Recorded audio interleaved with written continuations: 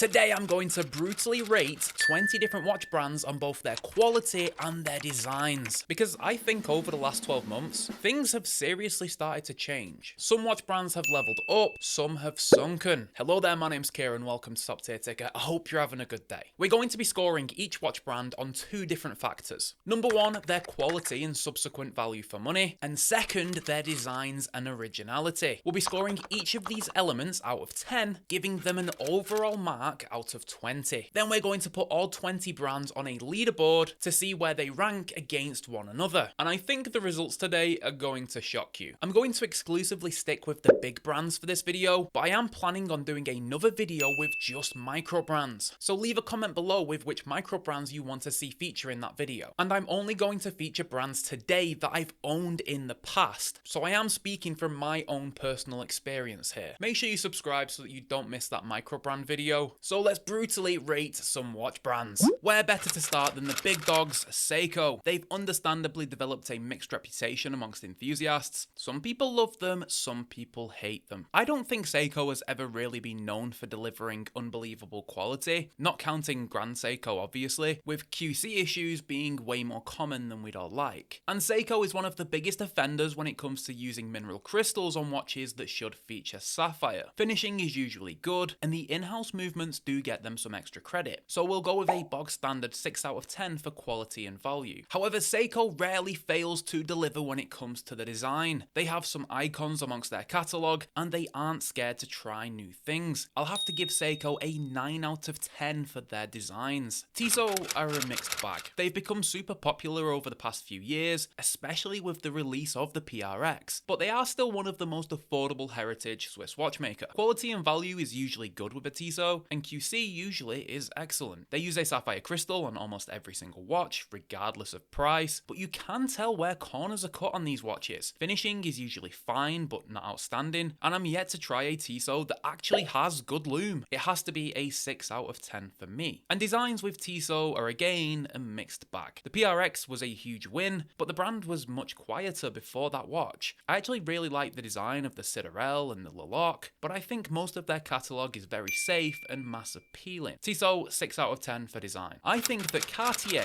offers some of the worst value for money on the entire planet. For example, this £12,500 Tank Louis comes with a mineral crystal. That is criminal. Most of the Tank lineup is also quartz. When considering the price, it should be mechanical, and forget going for a swim with a Tank watch because most of them are only splash proof. Quality is obviously high with these watches, but unbelievably overpriced for what you actually get. 3 out of 10. That being said, I absolutely love Cartier watches. Some of the most beautiful and iconic designs of all time, no question. And this is a brand that is design first. They care about how their watches look, less so about what they actually do. The Santos and the Tank are two of the best looking watches ever made, hence why I bought a Santos myself. I think that almost anybody looks better with a Cartier on wrist. 9 out of 10 from me. Timex do have a couple of pieces that rank high for quality and value, but I mean a couple. I think the majority of the Timex catalogue is way overpriced for what you actually get. They typically use the cheapest movements on the market, and finishing is usually a step below the competition. I'm going to give them a 3 out of 10 here, because the few good pieces don't outweigh all of the bad. But I will give credit to Timex for some awesome designs. Timex does hop on a trend from time to time, and I think they do a good job at it too. I think their best work is when they're drawing from the past, especially with the Q range. They also make watches fun, which I do appreciate. I just wish they were better quality. I'll give them a 7 out of 10 for design. A watch brand that has seen huge growth recently, Christopher Ward. I've got hands on with pretty much the whole catalogue on a few occasions now, so I can judge this one better than almost any other. I think the quality for the money with Christopher Ward is exceptional, and I think it's a huge reason as to why they've blown up so quickly. Finishing is always awesome, and the spec sheet is always top notch. If you compare with other watches at the price range, they usually win. The watches don't feel mass produced like you get from the big Swiss brands, and it feels like an enthusiast watch brand. 9 out of 10 for this section. Designs though are a mixed bag with Christopher Ward. They've definitely got better recently. Some are a bit too safe and close to some popular models, but generally I think they do make some pretty pieces. 7 out of 10 on designs for me. Let's be honest, Casio is up there with the very best. You really can't fault them in any category. Okay, the quality is usually average with a Casio, but you've got to take into account how much they cost. Obviously a $10 F91W isn't going to be amazing quality, but it's unbelievably good for the money. Then when you get to G-Shock and some of the other more expensive Casio models, I still think they deliver good value. I've even had a Casio that cost me £70 and it had a sapphire crystal. Sometimes Seiko doesn't even offer that at 4 times the price. Quality and value has to be a 9 out of 10. And Casio has some of the most iconic designs of all time. The only thing you could say bad about them is that they don't really have any iconic analog watches, at least when you compare them to how much of a no-brainer their digital models are. But this one's easy, it's a 9 out of 10 for Casio. TAG Heuer is one of the most controversial brands on today's video, although I do personally think they get a bit unfairly trashed on sometimes. But it is hard to argue that TAG Heuer makes really good value for money pieces. I certainly don't think they're bad value for money, but you can do a lot better. They tend to use movements that you can find in watches costing substantially less, and they do somewhat rely on the TAG Heuer name alone to sell watches. TAG is a good example of a Swiss brand getting a bit lazy, although they've definitely started to improve over the last year or so. But the quality doesn't blow me away considering the price and what you can get elsewhere. 4 out of 10 for me. But I have to give it to TAG, they do make some good looking watches. Especially recently, they've been on a roll. They've reissued some old chronograph models that are unbelievably beautiful, and they do have a few icons amongst the catalogue. Designs here are a 7 out of 10 for me. I think Orient is the ultimate heritage enthusiast brand for affordable collectors. They have a great history, they produce in-house movements, and they deliver some cool watches. Quality and value here though is very similar to what you'd get with their sister brand Seiko. However, I think Orient is a bit more willing to use sapphire crystals in their affordable pieces, but quality isn't perfect by any means. In terms of a heritage watchmaker, they offer some of the best bang for buck, but in the wider market, it is just average, 7 out of 10. And Orient is another brand that doesn't really take any risks with their designs. I think Orient tries to make timeless watches. You won't see them hopping on a trend or using ridiculously bright colours. They just keep things nice and simple, but they do well on originality, and occasionally they do have a banger. But generally speaking, I think it's a 5 out of 10 for design. Nomos are understandably a bit of a Marmite brand. After all, they have a clear design ethos and they stick to it no matter what. But I am someone who appreciates the great value that Nomos offers. Their in-house movements are unbelievably good looking, and they do a lot of manufacturing in-house too. When you compare with other watches at this price range, like TAG Heuer, I think they come out on top. And I think the quality is actually high for what you pay.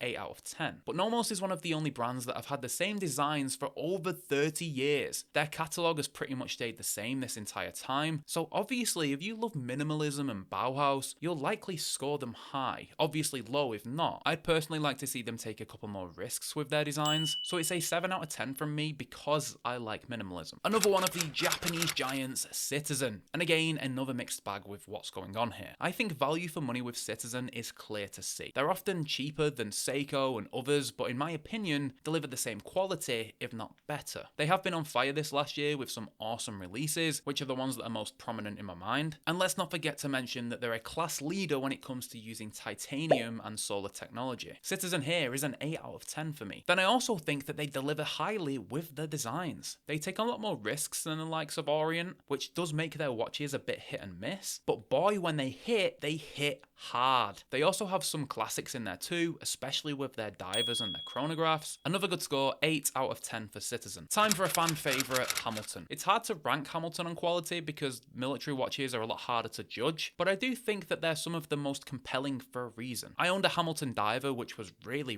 nice, and they use movements that some watch brands charge a lot more for. I'd say they're slightly better value than Tissot, but only by 1, 7 out of 10. And although most will just think khaki range for their designs, they have so much more than that, like the legendary Ventura and the Jazzmaster range, so I think they do well here for design too, especially considering how iconic they've made the khaki design now. Watches like the Murph are an absolute home run. This might be a bit too kind, but it's an 8 out of 10 for me. I had to put San Martin on today's video because I think it's one of the most interesting brands to talk about with this topic. Quality has never been an issue with San Martin. They've always delivered far above the price range. Finishing is usually impeccable, the spec sheet for the money is always as good as it gets, and they don't miss a beat complete with quality control. I think that dollar for dollar, San Martin probably gives you the most for the money of any brand I've ever tried. 10 out of 10 for this section for me. But San Martin almost exclusively offers homage watches, which there's nothing wrong with, but I want to see them create some of their own iconic designs. You can't score highly for design if you aren't actually creating the design, but they have started to offer some awesome original pieces as of late, like the incredible SN0144, which I felt was San Martin's best watch yet. But although this was a huge step in the right direction, they still have a way to go. I predict that San Martin will create an iconic watch in the future, but for now it's a 3 out of 10 because the majority of their business relies on the work of others. But of all the brands on today's video, San Martin absolutely has the most potential. Next up is one of the highest selling Swiss watch brands, Longines. Longines positions themselves a step above the likes of Hamilton and Tissot within the Swatch Group, and I do genuinely think they do a good job at delivering a better product than both of those brands. But some models, like the 39mm Legend Diver, cost over £3,000, which I don't think is competitive given you could get a Tudor for that sort of money. They obviously deliver excellent quality, but I do not think they're the most competitively priced.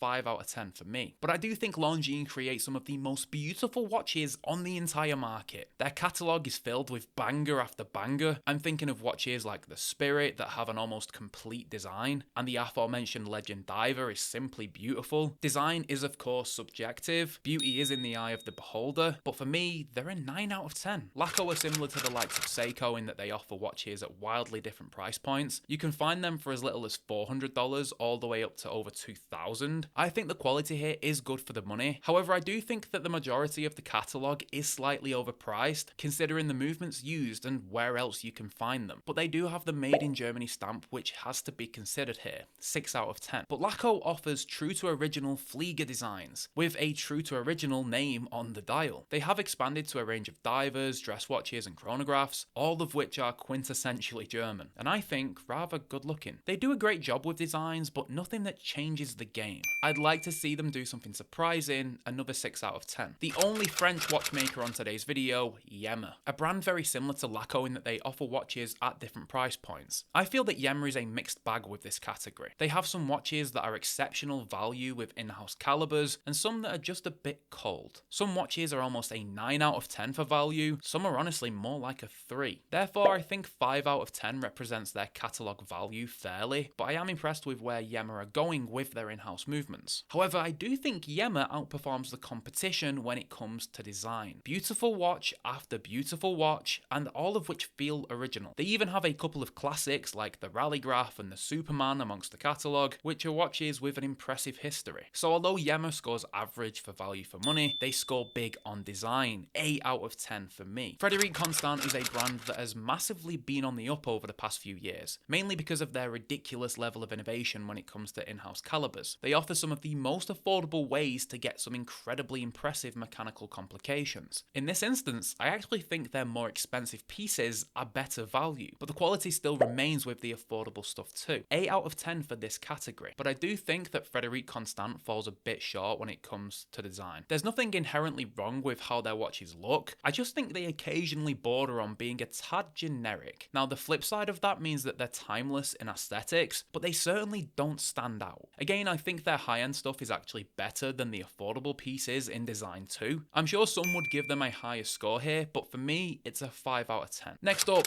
Omega. I've owned 2 Omega watches now, a Seamaster Professional and a vintage De Ville dress watch. Now when you get to these sort of prices, good value is much harder to argue, because watch collecting is a game of diminishing returns. But in terms of the luxury brands, I do think Omega offers some of the best value. If you compare the Seamaster and the Submariner for example, the Seamaster is objectively just a better watch. But when you compare it with something like a Christopher Ward, the value argument becomes a lot more murky. Therefore, they get an average score of 6 out of 10. Designs are a bit hit and miss with Omega. They of course have plenty of icons like the Seamaster and the Speedy, but then they have a few flops that quickly get discontinued. I do respect that they experiment with new things, but I think they're sometimes slow to refine elements of their watches that need it, like the redesigning of the Seamaster bracelet. Just get it done, man. That being said, Omega still scores highly for design here. It's an 8 out of 10 from me. Spinnaker is another watch brand that borders on being a micro brand, but I'm sure they do more sales than some of the big heritage brands at this point. And that's because they do offer really good value for money with their catalogue. I will say that you can occasionally occasionally notice the lower cost of their watches, mainly when it comes to the finishing and the lume. But in terms of a big name brand, which I think Spinnaker are now by the way, they do offer some of the better quality for the money, 7 out of 10. And designs over at Spinnaker are again a bit hit and miss. Sometimes they can look super generic, sometimes they can slap harder than Will Smith. And I personally think they can look a bit childish sometimes because they do go crazy with colours, but that does occasionally lead to some really cool looking pieces. But they have been going for a while now and they've yet to release that big hero product, so designs here are just a 5 out of 10 for me. I actually think that Mondaine is one of the best value Swiss watchmakers. If you look at their catalogue, you really do get a lot of bang for buck. Great movements, good finishing, top specs, even more when you factor in the Swiss made stamp that usually comes with a big premium. Therefore, for me, they get an 8 out of 10 for this category. The only problem with Mondaine is that they pretty much only make one design of watch. If you've travelled around Europe, you've likely seen this design inside railway stations because Mondaine is a big supplier for them, but they seem to be terrified of releasing anything else. It's hard to tell the differences sometimes between each of the models. They genuinely look identical, which I think alienates a huge potential customer base who doesn't like the standard design. Just because of the sheer lack of choice that you have with them, they can't score any higher than a 3 out of 10. Oris is another watch brand that has been on the up over the past few years. I think they've really started to up their game when it comes to all aspects of their watches. When you compare what they offer with the likes of Tag Heuer, for me, Oris wins hands down. They simply offer more watch for less money. I still don't think they're as good value as the likes of Christopher Ward, but they are better than most other Swiss options, 7 out of 10 for me. And I think they've leveled up when it comes to the design department too. I think watches like the Point A Day is a great example of this. The vintage references are beautiful, but the contemporary versions feel more refined and on the pulse of what enthusiasts want. Then you have the Aquis, the Diver 65, the Pro Pilot. Yeah, I think Oris do a great job with their designs. I'd also consider them a class leader when it comes to a Swiss brand experimenting with case materials and colours. Therefore, they get another 7 out of 10 from me. Now let's add up the scores and check out the leaderboard. We do have quite a lot of brands that are on the same points here, so I've ranked them on which ones I think deserve the higher place. In last place with a pitiful 10 points, it's Timex. Two brands then tie on 11 points, Mondaine in 19th place and Tag Heuer in 18th. Then we have a massive 5 brands on 12 points. 17th place goes to Spinnaker, Laco manages 16th, Tissot then gets the 15th spot, Cartier shockingly just 14th, and Orient come in at 13th place. Then we have 3 brands on 13 points. Frederique Constant come in at number 12, Yema come in at number 11, and San Martin come in at number 10. 3 more brands then tie on 14 points. Longines ranks 9th place, Omega ranks 8th, and Oris ranks 7th. Yet another 3 brands on 15 points, with Nomos coming in at 6th, Hamilton coming in 5th, and Seiko coming in 4th. Then we have just 2 brands with 16 points, Citizen getting the bronze medal in 3rd place, and Christopher Ward coming in 2nd, earning the silver medal. But just 1 watch brand managed to get 18 points today, a massive 2 more than 2nd and 3rd place. And of course, it's the Kings, Casio. Now if I was to rank these brands purely on who I like the most, this list would look completely different. But that's kind of the whole point of ranking them this way, to try and be a bit more objective with it. But of course, this is just for fun, so please share where you'd rank these brands and what numbers you'd give them down in the comments. And if you want to watch something similar, go and watch my tier list video. This is where I rank some of the most popular brands against each other, and there's some controversial picks in that video, so go and check it out, and I'll see you over there, guys. Bye for now.